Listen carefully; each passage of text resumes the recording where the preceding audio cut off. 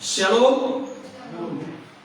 Katakan lebih semangat lagi, shalom. Shalom. Puji nama Tuhan. Pada kesempatan ini saya mengajak Bapak Ibu Saudara untuk kembali belajar kebenaran firman Tuhan. Dan tentunya kita tahu bersama, setelah kita memperingati Jumat Agung yang berbicara tentang korban kematian penebusan Kristus di kayu salib, dan tentunya pada hari ketiga bangkit dari antara orang mati, mengalahkan maut.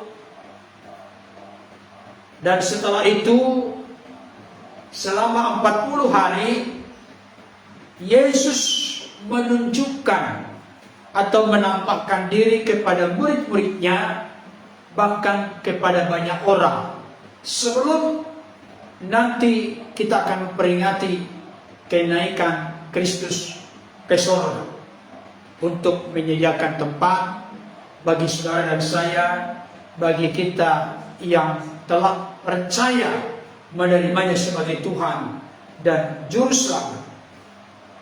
Nah, pada kesempatan ini salah satu dari bagian yang dituliskan dalam Alkitab terkait dengan Yesus menampakkan diri kepada murid-muridnya, kita akan pelajari dari satu bagian firman Tuhan, yaitu dari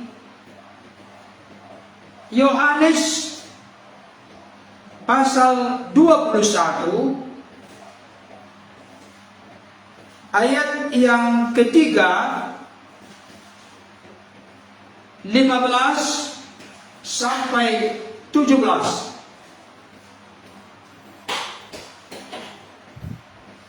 Yohanes 21 ayat 3, 15 sampai 17.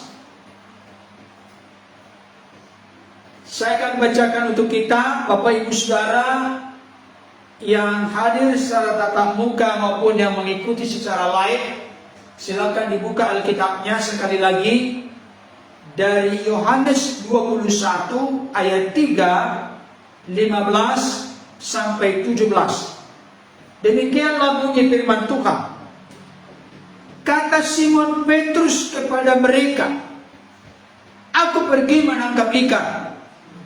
Kata mereka kepadanya, "Kami pergi juga dengan engkau." Mereka berangkat lalu naik ke perahu, tetapi malam itu mereka tidak menangkap apa-apa. Sesudah sarapan, Yesus berkata kepada Simon Petrus, "Simon anak Yohanes, apakah engkau mengasihi aku lebih daripada mereka ini?" Jawab Petrus kepadanya, "Benar Tuhan, engkau tahu bahwa aku mengasihi engkau." Kata Yesus kepadanya, "Gembalakanlah domba-dombaku." Kata Yesus pula kepadanya untuk kedua kalinya, "Simon, anak Yohanes, apakah engkau mengasihi aku?" Jawab Petrus kepadanya, "Benar Tuhan, engkau tahu bahwa aku mengasihi engkau." Kata Yesus kepadanya, "Gembalakanlah domba-dombaku." Kata Yesus kepadanya untuk ketiga kalinya, "Simon anak Yohanes, apakah engkau mengasihi aku?" Maka sedih hati Petrus karena Yesus berkata untuk ketiga kalinya, "Apakah engkau mengasihi aku?" Dan ia berkata kepadanya, "Tuhan, engkau tahu segala sesuatu. Engkau tahu bahwa aku mengasihi engkau." Kata Yesus kepadanya, "Gembalakanlah domba-domba." Sejauh itu pembacaan firman Tuhan untuk kita pada kesempatan ini. Yang berbahagia adalah setiap kita yang mendengarkan firman Tuhan dan yang memelihara dalam hidup kita hari lepas hari.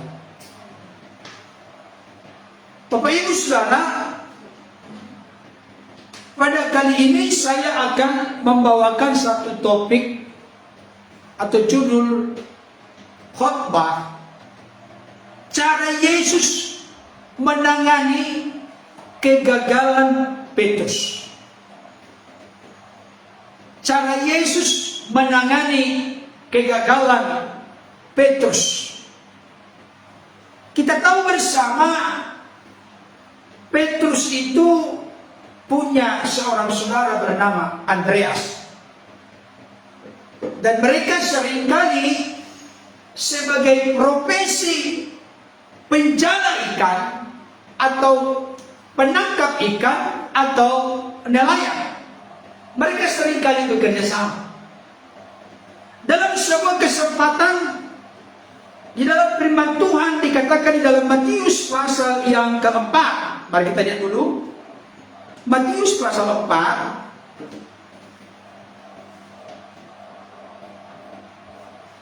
ayat 18 sampai 20. Dikatakan demikian.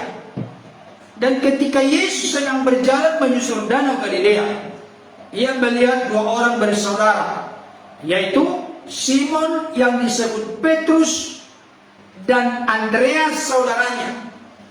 Mereka sedang menebarkan jala di danau sebab mereka penjala ikan. Yesus berkata kepada mereka, "Mari ikutlah aku, dan kamu akan kujadikan penjala manusia." Lalu mereka pun segera meninggalkan jalannya dan mengikuti dia. Dari ayat ini jelas terlihat bahwa Petrus dan Andreas adalah seorang penjala ikan, nelayan.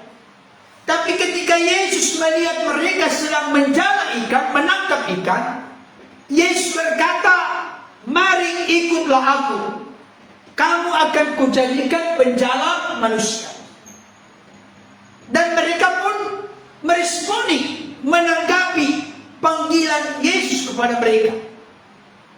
Ada satu lagi konfirmasi penegasan, Lukas pasal 5. Mari kita lihat segera ayat yang ke-8 sampai ayat yang ke-10.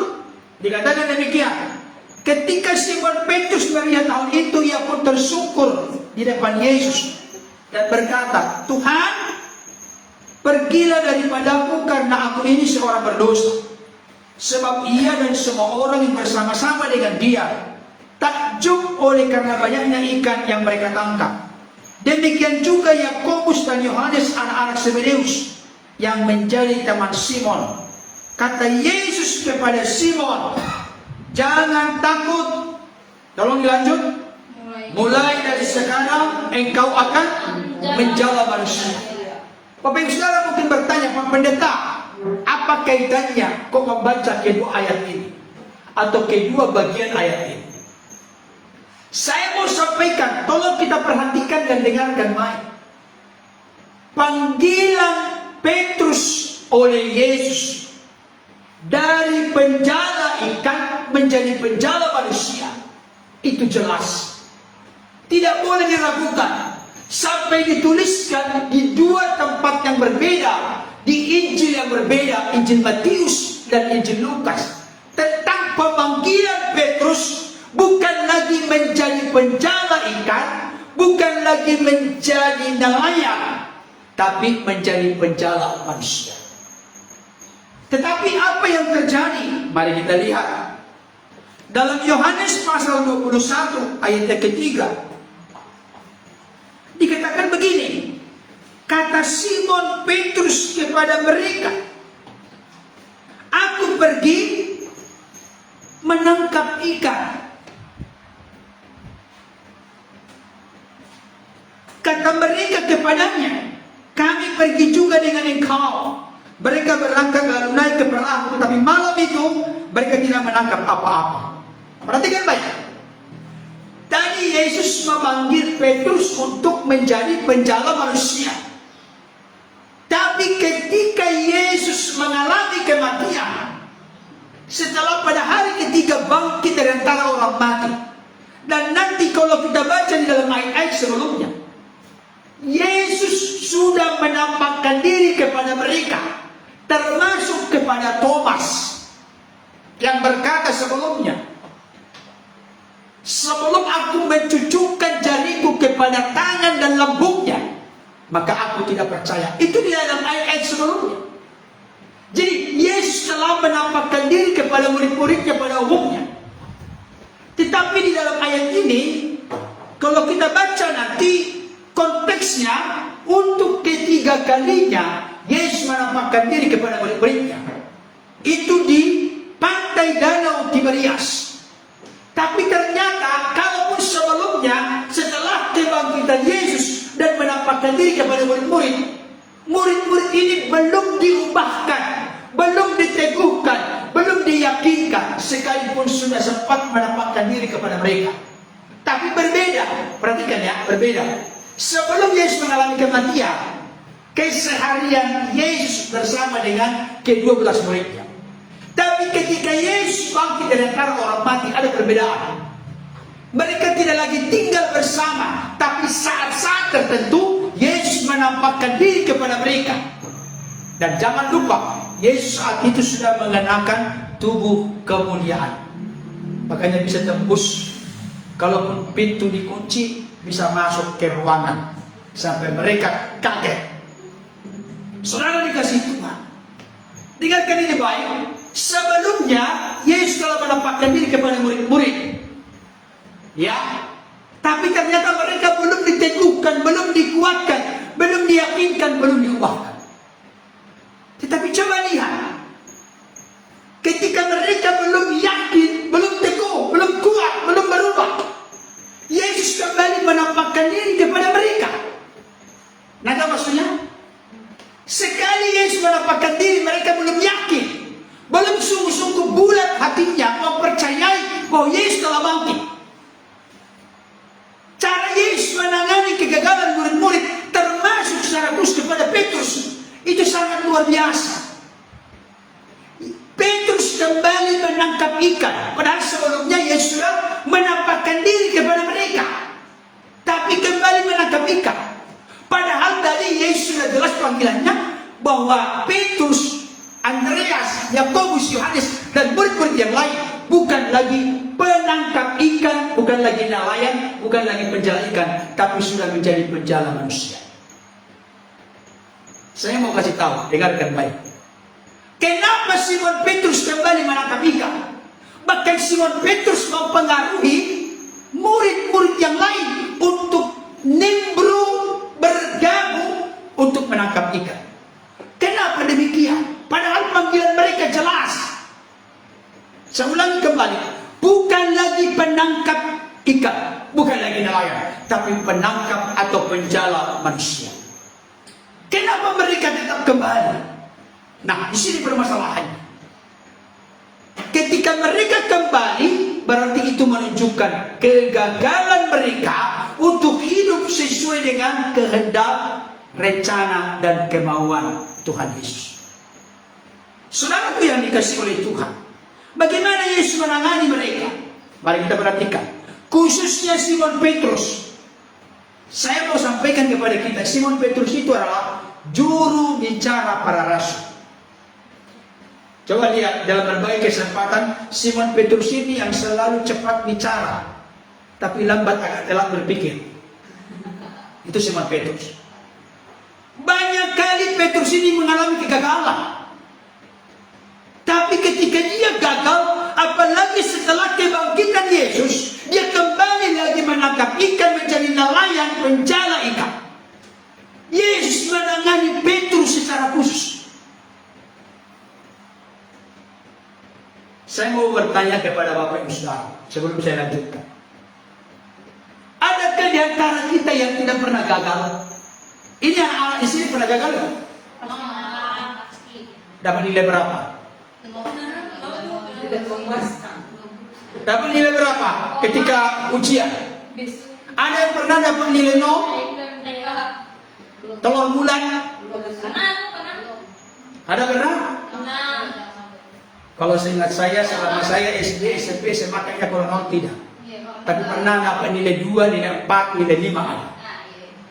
Saya mau sampaikan kepada kita, siapapun kita, tua, muda, besar, kecil, siapapun kita, pasti pernah mengalami apa yang namanya kegagalan. Dan saya kasih tahu, ada seringkali perbedaan yang sangat jelas antara Yesus menangani orang yang gagal dengan manusia lain yang menangani orang yang gagal. Apalagi kalau berulang-ulang gagal.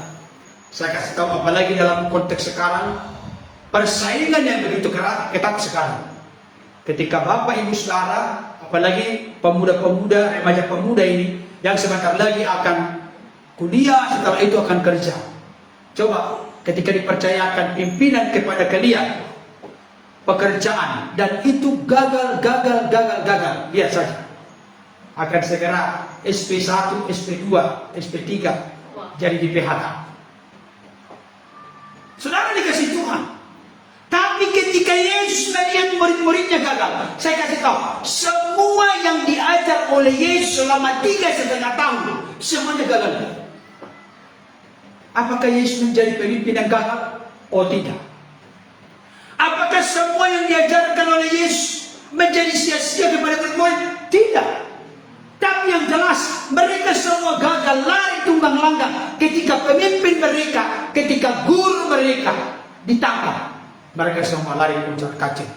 Termasuk yang paling parah kegagalan dari semua murid, kecuali Yudas. Kalau Yudas sudah meninggal karena dia gantung diri. Sebelum Yesus ditangkap, Yudas sudah gantung diri, sudah mengalami kematian.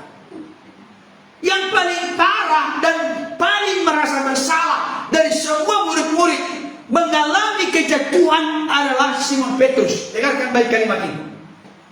Kadang-kadang semakin kita banyak bicara, sebenarnya kalau kita tidak bertanggung jawab dengan apa yang kita bicarakan, semakin membuat kita jauh jatuh terperosok, semakin dalam terpuruk. Kenapa? Karena omongan kita banyak. Makanya kitab Amsal berkata, di dalam banyak perkataan, banyak juga pelanggaran. Oleh karena itu, biarlah kita berhemat, sedikit bicara. Seperti Pak Jokowi, apa? Sedikit bicara, banyak kerja. Jangan sampai sedikit kerja, banyak bicara. Ini yang repot. Kita prinsipnya sedikit bicara, banyak bekerja. Kalau begitu Pak Pendeta nggak boleh dong banyak bicara. Nanti ya satu kalimat, nggak mungkin satu kalimat kalau ngomong. Harus banyak bicara. Tentunya kalau berbicara kita menyampaikan firman, tidak mungkin menyampaikan sesuatu yang melemahkan, bahkan menghina, merendahkan, memandang sebelah mata. Tapi umumnya ketika menyampaikan firman supaya iman dari jemaat diteguhkan dan dikuatkan. Petrus yang merasa sangat bersalah. Bapak Ibu Saudara sudah dapat gambaran kenapa saya katakan Petrus merasa sangat bersalah. Karena sebelumnya Simon Petrus berkata apa? Sekalipun mereka lari tunggang langgang meninggalkan engkau, aku akan tetap setia bersama dengan engkau. Itulah Simon Petrus. Sekalipun mereka tidak ada yang bertahan bersama dengan engkau, aku siap menyerahkan nyawa sekalipun untukmu. Itulah perkataan dari seorang Simon Petrus, mirip dengan orang tarutung, orang mata. Berani sekali bicara, tapi ketika sudah ada tantangan, ini bagi orang Batak yang belum bertobat maksudnya. Berani sekali bicara tinggi, bicara besar, hiperbola, dibesar-besarkan. Tapi ketika tantangan datang, langsung ciut seperti kerupuk yang kena air. Buktinya apa? Ketika Yesus sudah ditangkap, baru hamba perempuan yang datang mendekat kepadanya. Aku lihat kau salah seorang dari muridnya. Oh, aku tidak kenal orang itu. Bayangkan, pada tadinya aku rela mati demi kau, aku siap menghadapi apapun demi engkau. Tapi baru hamba perempuan yang datang, langsung dia berkata, aku tidak kenal orang itu. Aku bersumpah, aku tidak kenal orang itu. Aku mengutuk diriku, aku baru mengutuk, bersumpah mengutuk adikku, bahwa aku benar-benar tidak mengenal orang itu. Bayangkan. Sudah dikasih Tuhan. Sebelumnya ketika Petrus berkata, aku tidak akan meninggalkan engkau, menyerahkan nyawa pun aku siap kepadamu. Yesus menjawab. Ada yang tahu jawaban Yesus? Sebelum air berkokok 3 kali, engkau telah menyangkal aku sebanyak 3 kali. Saudara dikasih Tuhan. Jadi dari semua murid-murid yang paling merasa gagal, merasa jatuh, merasa tidak berdaya, tidak layak, merasa terpuruk dan hancur adalah seorang Simon Petrus. Dengarkan baik. Coba tarik ke diri kita masing-masing. Adakah di antara Bapak Ibu Saudara berkata, aku ini merasa hina, merasa berdosa, merasa gagal, merasa tidak berguna dalam hidup ini. Aku tidak layak menatap Tuhan, aku tidak layak menatap sesama pun aku tidak layak, karena aku begitu bejat, begitu bobrok, begitu terpuruk, begitu kotor, begitu najis di mata orang lain, apalagi di mata Tuhan. Aku gagal, tidak ada guna, tidak ada manfaat. Saya mau kasih tahu, dengarkan baik. Kepada orang yang merasa diri seperti itu, merasa mengalami kegagalan yang total dalam hidup, justru kepada orang itulah secara khusus, secara istimewa, Yesus berurusan kepadanya. Saya mau tanya, ada enggak Yesus berurusan kepada murid-murid sedetail dari Yesus berurusan kepada Petrus? Ada enggak? Halo? Ada? Ada. Yesus berurusan dengan Thomas. Udah Thomas, jangan lagi tidak percaya, cucukkanlah jarimu kepada tangan dalam buku ini. Ya, ada berurusan. Tapi secara lengkap, bayangkan. Di sini saya mau tanya, Yesus bertanya kepada Petrus berapa kali? 3 kali. Ada yang tahu jawabannya kenapa Yesus bertanya 3 kali? Hah? Karena Petrus menyangkal 3 kali. Bayangkan. Jadi bayangkan ketika Yesus mau memulihkan kehidupan Petrus, ketika Yesus mau mengurus, menangani kegagalan Petrus, saya mau kasih tahu, di situ ada tanda titik seperti sindiran, mengingatkan. Jadi salah satu cara dari Yesus untuk mengatasi kegagalan Petrus adalah mengingatkan kembali, bukan mengungkit-ungkit supaya merasa bersalah, tidak. Tapi ketika Petrus menyampaikan perkataan yang begitu bombastis, begitu luar biasa, sebelum ayam berkokok, engkau sudah menyangkal aku 3 kali.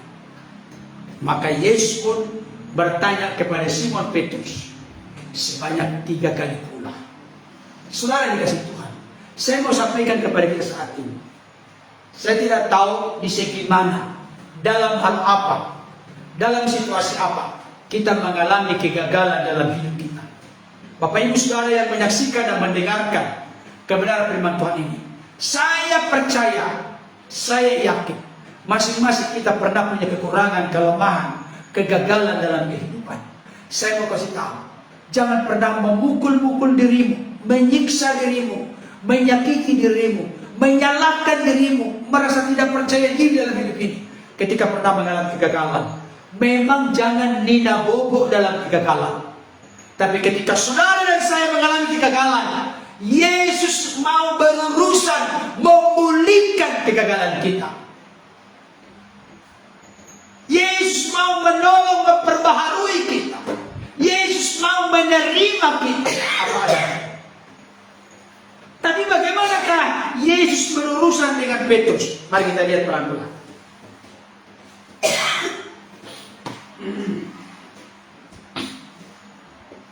Dikatakan ayat 15 Yohanes 21. Sesudah serapan Yesus berkata kepada Simon Petrus.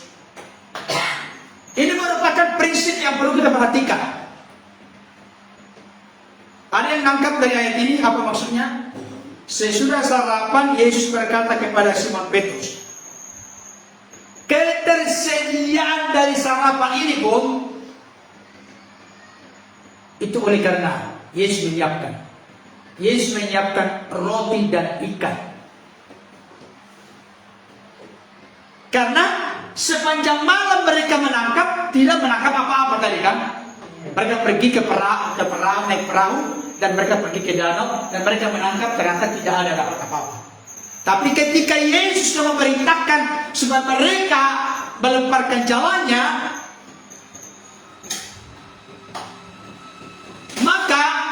menangkap. Ada yang tahu jumlahnya berapa ditangkap ikannya? Ada di situ jumlahnya.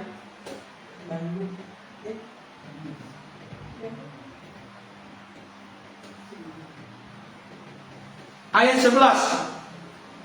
Tapi tolong jangan dibuat nanti ya jadi apa? Jadi togel ya, nggak boleh. Ya kan? Ayat 11. Simon Petrus naik ke perahu lalu menghela jala itu ke darat. Penuh ikan-ikan besar 153 ekor banyaknya. Dan sungguh pun sebanyak itu jala itu tidak koyak. Ada seorang penafsir yang mengartikan ini berapa dari jumlahnya? 153. 153 kan? 153 ekor. Ada seorang penafsir yang mengartikan 153 ekor ini adalah masing-masing jenis dari ikan yang ada di danau itu. Jadi ada 153 jenis ikan di danau Galilea atau danau Genesaret. Jadi satu-satu jenis dari ikan itu apa? Bayangkan. Kalau sampai penafsir itu benar itu luar biasa. Tapi jalan mereka tidak goyah. Saudara dikasih Tuhan, dikatakan begini, sesudah sarapan Yesus berkata kepada Simon Petrus, saya mau sampaikan, ini prinsip yang banyak diikuti oleh orang tua kita dari suku Batak. Saya tidak tahu dari suku lain. Sarapan dulu baru beri nasihat. Nah, nggak maksudnya? Sarapan dulu baru beri nasihat. Saya nggak tahu apa Pak Bunga kemarin yang cerita ya, atau siapa itu. Disuruh makan dulu. Setelah sudah makan, tutup pintu nak, katanya tutup pintu. Setelah itu karena ada kekurangan, katanya kan ngambil ikan orang waktu itu kan. Setelah tutup pintu, baru sudah didisiplin, dididik, pakai rotan.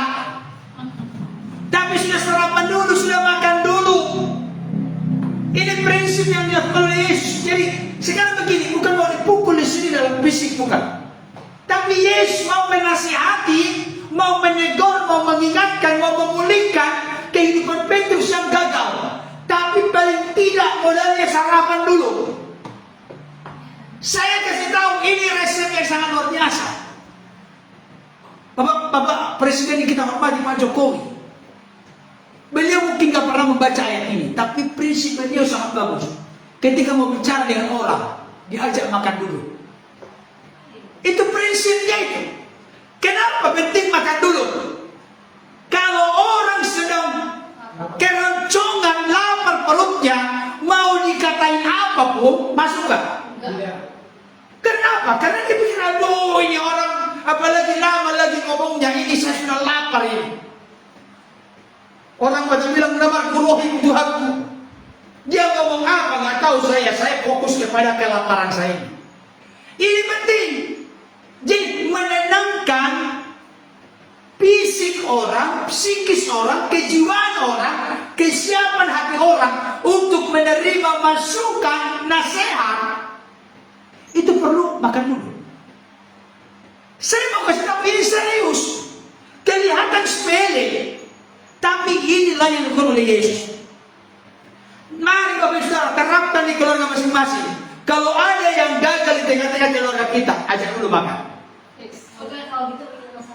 Ajak dulu makan. Tapi lihat dulu masalahnya. Kalau dia membuat masalah supaya makan, itu jangan dikasih makan. Iya dong, karena dia kan aja pengen makan. Tapi kalau orang itu sudah punya masalah, terpuruk kegagalan, aduh udah, pasti ada jalan keluar. Ayo kita makan dulu. Setelah dia kenyang nanti, dia punya kekuatan untuk menghadapi masalahnya. Tapi kalau lapar, ini resep Yesus.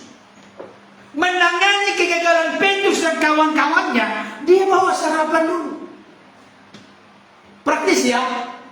Tapi jangan menganggap sepele ini. Kalau anak-anak kita mengalami kegagalan, udah, jangan dimarahi dulu. Stop dulu. Kuasai diri dulu. Setelah selesai makan nanti baru diomeli. Kalau sudah dimarahi dulu baru makan gimana? Biasanya gak nafsu makan kan? Iya kan? Itu Yesus menerapkan hal itu. Apa dikatakan oleh Yesus? Simon anak Yohanes, apakah engkau mengasihi aku lebih daripada mereka ini? Jawab Petrus kepadanya, benar Tuhan, engkau tahu bahwa aku mengasihi engkau. Kata Yesus kepadanya, gembalakanlah domba-dombaku. Kalau kita mengikuti ayat-ayat ini, kelihatannya adalah ada isi yang diulang-ulang sebanyak 3 kali. Dengarkan baik, perhatikan dan konsentrasi. Ayat ini karena ditulis, dicatat, diterjemahkan dalam bahasa Indonesia, kita nggak mengerti maksud yang sebenarnya. Nanya maksudnya? Kenapa? Karena kata di sini kata mengasihi. Dengarkan baik. Pertama, ikutin ya, ikutin berhafal, biar nanti bisa menjelaskan ke orang lain. Ketika Yesus berkata, apakah engkau mengasihi aku? Kata mengasihi di situ adalah agapas. Kata yang sering disebut adalah agape. Petrus, apakah engkau mengasihi aku dengan kasih agape?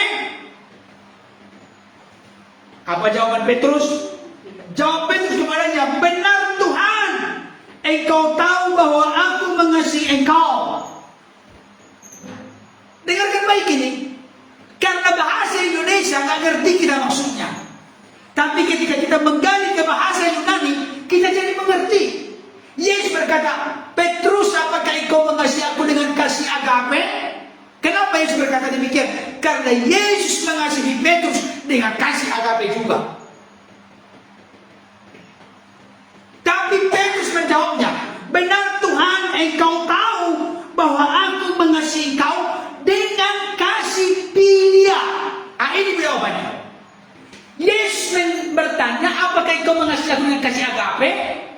Benar Tuhan, engkau tahu bahwa aku mengasihi engkau dengan kasih filia, kasih persahabatan, kasih pertemanan. Dengarkan baik.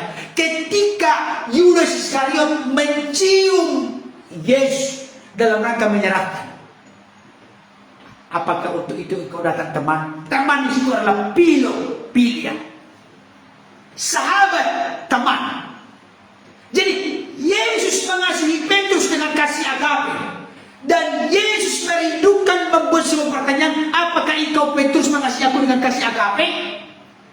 Jawaban Simon Petrus, benar Tuhan, engkau tahu bahwa aku mengasihi engkau dengan kasih filia atau philo.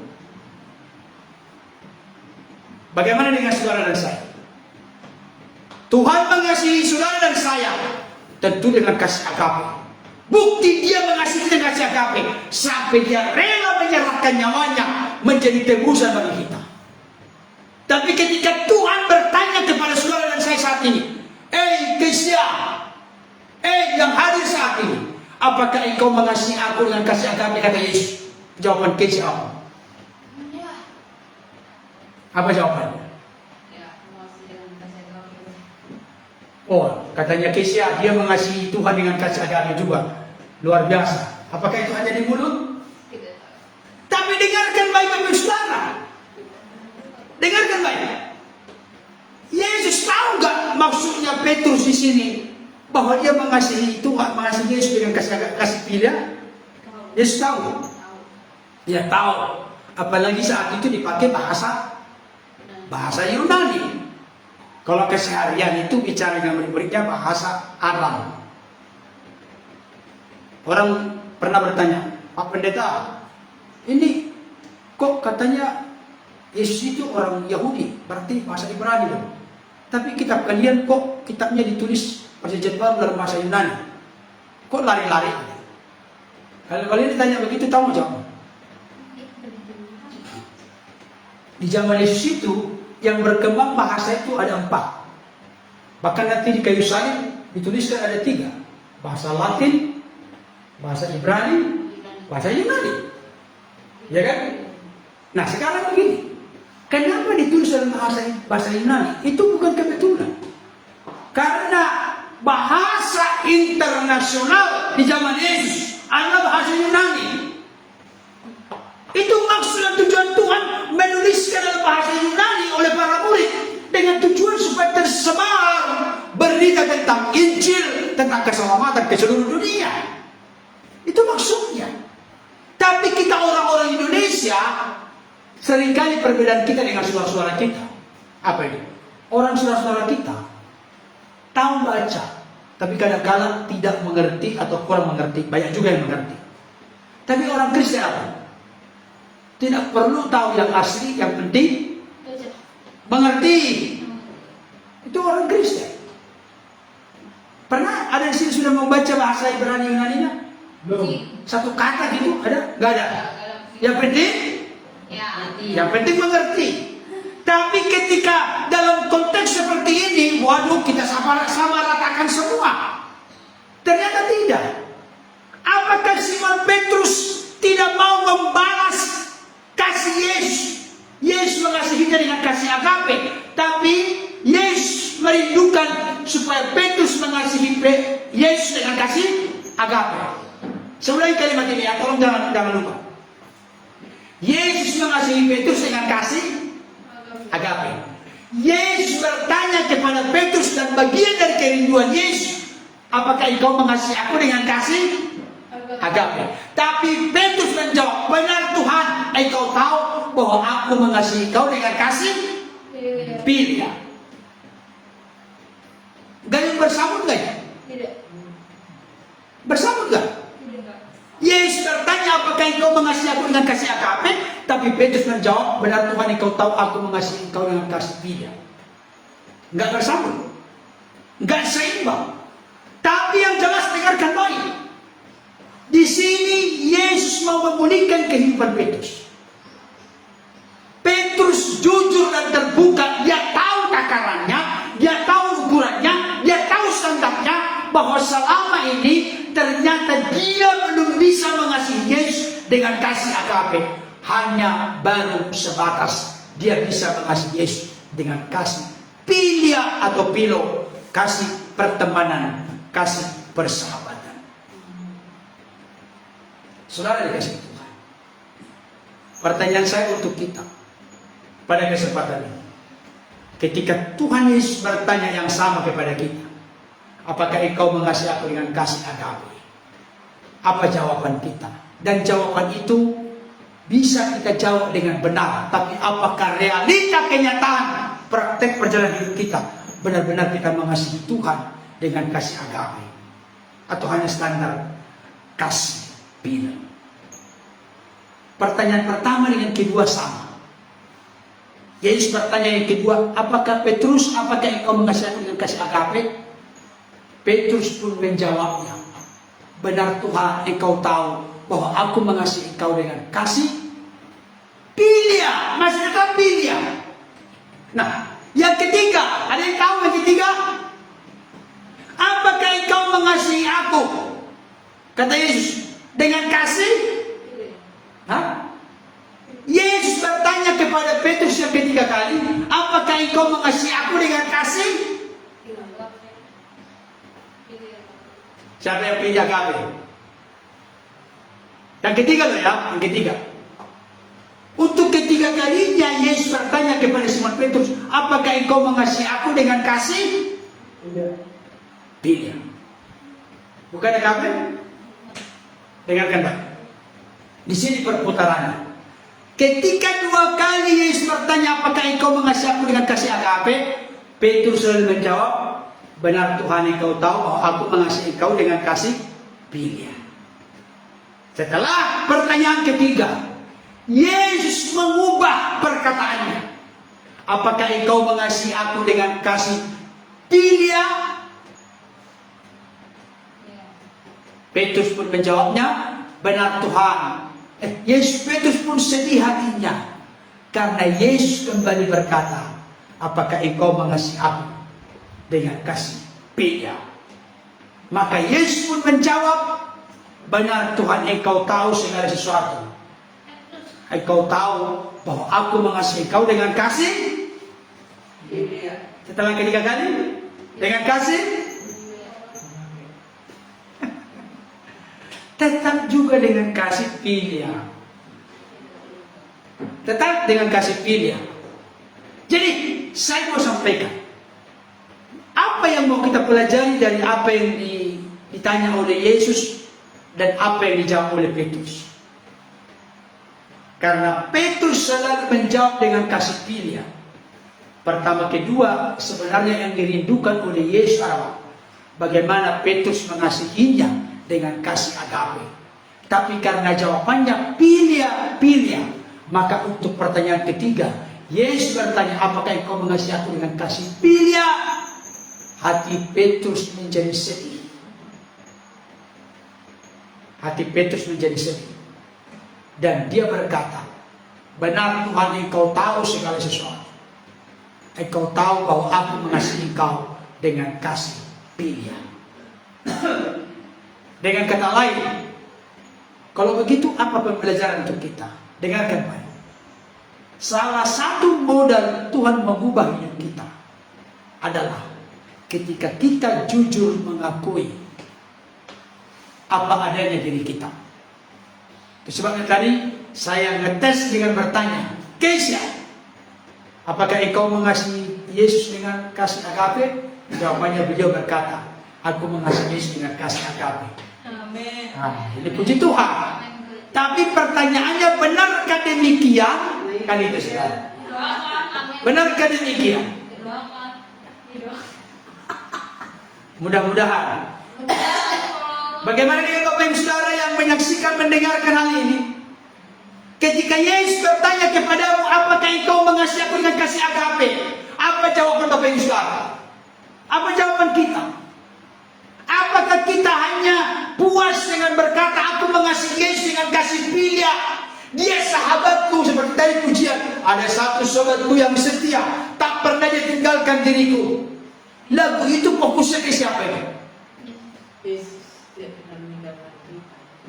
Fokusnya kepada siapa sebenarnya lagu itu isinya?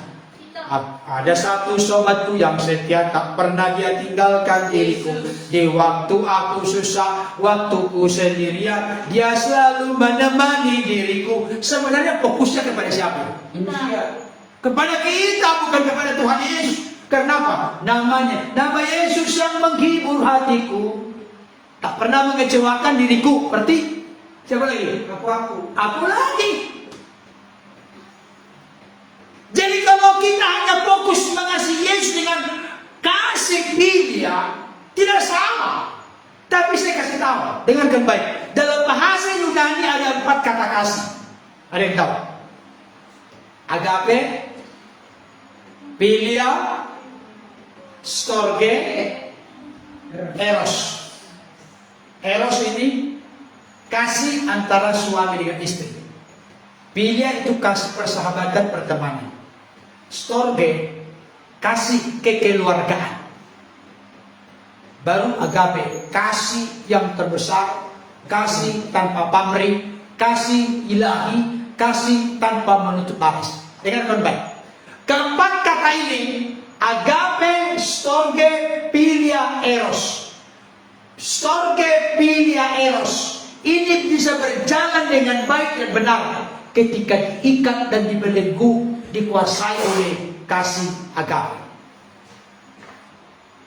Jadi ketika Petrus hanya mengasihi Yesus dengan kasih pilihan, sebenarnya standar yang dirindukan oleh Tuhan dari diri kita, jangan hanya menempatkan Yesus hanya sebagai teman dan sahabat kita.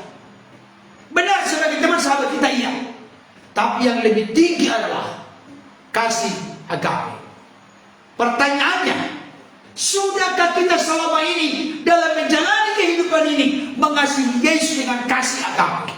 Atau jangan-jangan bertepuk sebelah tangan? Ini jadi pertanyaan bagi kita. Tapi saya mau kasih tahu, kejujuran mengakui kasih kita, standar kualitas kasih kita kepada Tuhan, itu penting. Daripada kita berpura-pura, daripada kita berkata aku mengasihi Tuhan, apalagi lagunya, apa lagunya itu? Aku mengasihi Engkau Yesus dengan segenap hatiku. Ku mengasihi Engkau Yesus dengan segenap jiwaku. Ku renungkan firman-Mu siang dan malam. Tuhan bertanya apa? Menjawab bertanya apa?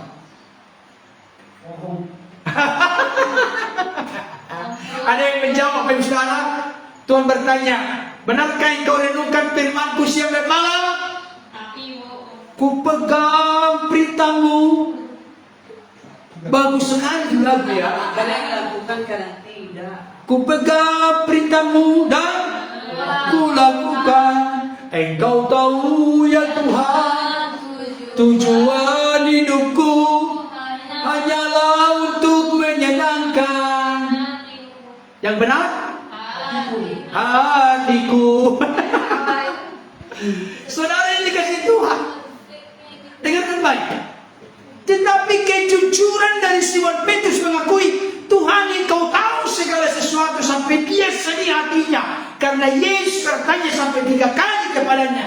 Dan tentunya itu makin keras mengingatkan Simon Petrus tentang 3 kali dia menyangkal Yesus. Saudara dikasih Tuhan.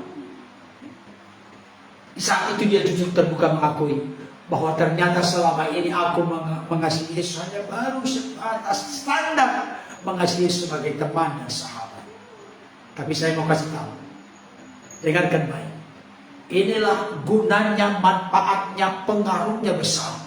Ketika Roh Kudus turun pada peristiwa Pentakosta, disitulah terjadi perubahan, transformasi, reformasi yang sangat luar biasa. Di mana Simon Petrus tidak lagi setengah, tidak lagi mengasihi Yesus dengan kasih filia, kasih pertemanan, kasih persahabatan, tapi dia mengasihi Yesus dengan dengan kasih agape.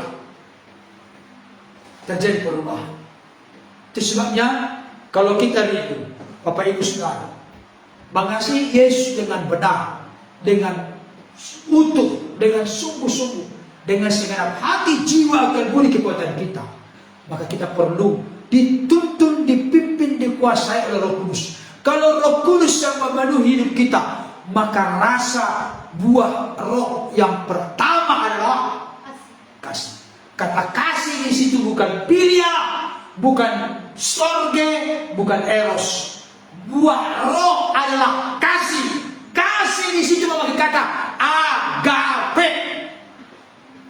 Jadi ketika Roh Kudus melawan kehidupan kita, ketika Roh Kudus kita biarkan berkarya penuh mempengaruhi hidup kita, maka hal itu memungkinkan kita untuk bisa mencintai dan mengasihi Yesus, bukan hanya storge, bukan hanya bila maksud, tapi dengan kasih agape.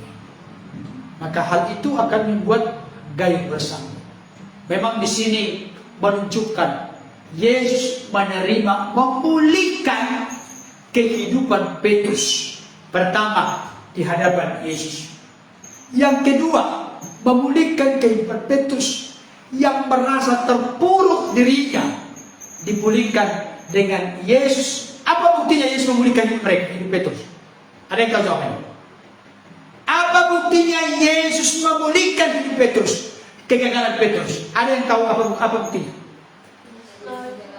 Apa? Ada yang tahu? Ada 3 kali diulang tadi di situ. Gembalakanlah domba-dombaku, artinya dikasih lagi, dipercayai lagi untuk mengemban tanggung jawab. Itu membuktikan, aku pulihkan engkau Petrus. Tidak ada kata-kata begitu. Tapi ketika dipercayakan Petrus kembali, gembalakanlah domba-dombaku. Menggembalakan domba-domba bukan perkara mudah, bukan perkara kacangan, tapi itu sebuah kehormatan besar. Dipercayakan kembali menggembalakan domba-domba. Kalau kita dipercaya kembali, berarti pulih hubungan kita dengan Tuhan. Kalau tidak dipercaya, makanya kita 1 Korintus berkata, yang dituntut dari pelayan-pelayan Tuhan adalah mereka ternyata dapat dipercaya. Dipercayakan lagi kembali. Berarti kehidupan Petrus diberikan peluang, diberikan kesempatan dari kegagalan, keterpurukan, rasa bersalah dipulihkan oleh Yesus. Demikian juga kepada teman-temannya. Tahu nggak kira-kira apa pandangan teman-teman? Coba kalau Bapak Ibu Saudara membahasakan bahasa teman-temannya tentang Petrus, apa kira-kira? Ada yang bisa menarasikan? Apa kira-kira? Dasar kau Petrus, banyak ngomong kau. Orang-orang Medan itu ngomongnya. Banyak ngomong kau kemarin bilang menyerahkan nyawa pun siap. Ternyata kau yang mengingkari Yesus, bahkan menyangkal Yesus, bahkan sampai bersumpah mengutuk. Kamu berkata tidak kenal. Jadi dikata-katai. Dengan bertanya seperti ini, tentunya saat itu setelah selesai sarapan, ada nggak murid-murid yang lagi sana? Ada. Setelah selesai sarapan, ada murid-murid yang lagi sana menyaksikan. Jadi Yesus sedang memulihkan kegagalan, ketidakpercayaan Petrus untuk memimpin di depan atau di sekitar teman-temannya dari murid-murid Yesus. Tetapi yang tertinggi, Yesus memulihkan kehidupan Petrus dalam konteks relasi hubungannya dengan Tuhan. Bapak Ibu Saudara, saya kasih tahu, salah satu masalah terbesar dari kehidupan manusia adalah hidup di dalam merasa apa? Merasa bersalah. Pernah mengalami kehidupan merasa bersalah? Ada pernah? Apa? Dalam hal apa? Bapak Ibu Saudara pernah mengalami rasa bersalah dalam hidup? Rasa bersalah dalam hidup itu membuat kita jadi lumpuh, membuat kita jadi tidak berdaya, membuat potensi karunia talenta yang Tuhan berikan kepada kita tidak berfungsi secara maksimal. Rasa bersalah itu bisa membunuh iman kita, membunuh kerohanian kita, menghancurkan kita tidak bertumbuh dengan sehat, dengan dewasa. Oleh karena itu jangan pernah dikungkung, diintimidasi, dikuasai, dikendalikan oleh rasa bersalah. Rasa bersalah itu bisa terjadi oleh karena kegagalan demi kegagalan yang kita hadapi dalam hidup, yang kita alami dalam hidup. Tapi jangan lupa saat ini, kalau Yesus berurusan dengan Simon Petrus yang gagal, Yesus juga sama berurusan dengan saudara dan saya, dengan kita semua. Kalau Petrus dipulihkan hidupnya oleh Yesus, kita pun sanggup dipulihkan hidupnya oleh Yesus sendiri. Amin. Amin. Itulah yang Yesus lakukan setelah dia bangkit dari antara orang mati. Dia menampakkan diri kepada murid-muridnya. Jadi jangan berpikir 40 hari, buat apa sih Yesus kok 40 hari? Kenapa setelah bangkit tidak langsung naik? Oh tidak. Pernahkah saudara berpikir begitu? Kenapa sampai 40 hari? Supaya membuktikan bagi dunia, bagi sejarah, bahwa Yesus benar-benar bangkit dari antara orang mati. Ada satu lagu yang berkata, kubur kosong membuktikan dia hidup. Benar gak? Betul. Hah? Betul. Setengah benar. Kenapa setengah benar? Kubur kosong membuktikan dia hidup. Kalau dicuri mayatnya. Kubur kosong menampakkan diri 40 hari, membuktikan dia hidup. Itu yang benar. Kubur kosong bisa dikatakan mayatnya diambil. Bahkan sampai ada yang berkata demikian kan. Masih bayangkan 40 hari Yesus menampakkan diri setelah kebangkitannya dari orang mati. Masih ada juga kelompok keyakinan tertentu yang berkata Yesus tidak mati dan tidak bangkit. Bayangkan. Makanya ada orang tokoh Kristen berkata, menolak kematian dan kebangkitan Yesus sama seperti seperti menegakkan benang basah. Ada di sini pernah bisa menegakkan benang kering? Benang kering ditegakkan. Ya udahlah, udah satu jengkal aja ditegakkan begini bisa. Yang kering aja bisa ditegakkan, apalagi yang basah, tak bisa. Karena fakta-faktanya, bukti-buktinya ada di sana sini, termasuk secara fakta historis, fakta sejarah membuktikan Yesus mati dan bangkit. Fakta Alkitab dari Matius, Markus, Lukas, Yohanes, surat-surat Rasul banyak membuktikan bahwa Yesus benar-benar bangkit. Kenapa 40 hari? Supaya makin terjamin bahwa memang Yesus benar-benar bangkit. Yang kedua, ternyata setelah kebangkitannya Yesus kembali memulihkan kegagalan, kejatuhan, keterpurukan murid-muridnya. Dan salah seorang yang dipulihkan hidupnya adalah Simon Petrus. Kalau Simon Petrus dipulihkan hidupnya oleh Tuhan dari kegagalan, rasa bersalah, dan keterpurukannya, saya percaya Bapak Ibu Saudara dimanapun berada, sanggup dipulihkan, tolong oleh Tuhan. Jangan merasa bersalah terus. Kalau Bapak Ibu Saudara pernah mengalami kegagalan di mana pun berada saat ini, apapun bentuk kegagalanmu, mungkin besar dan berat menurut ukuran manusia, tidak layak, mungkin hina, rendah, tidak dipandang lagi oleh orang lain. Ketika Bapak Ibu Saudara merasakan kegagalan itu, jangan berdiam diri, datang dan serahkanlah hidup kita kepada Tuhan. Tuhan sanggup mengubah kegagalan menjadi kemenangan bagi kita. Amin. Kita berdoa.